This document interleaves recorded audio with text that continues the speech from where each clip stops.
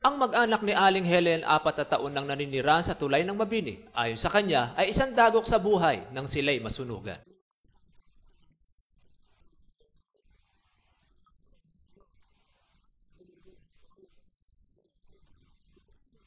Ito naman si Nico dahil sa matinding tampo sa kanyang ina ay lumaya sa kanilang bahay sakay ng kanyang bisikleta.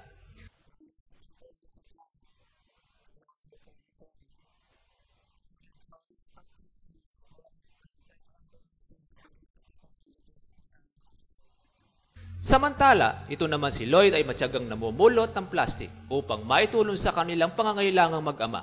Pangarap din ni Lloyd na makapag-aral sa eskwela.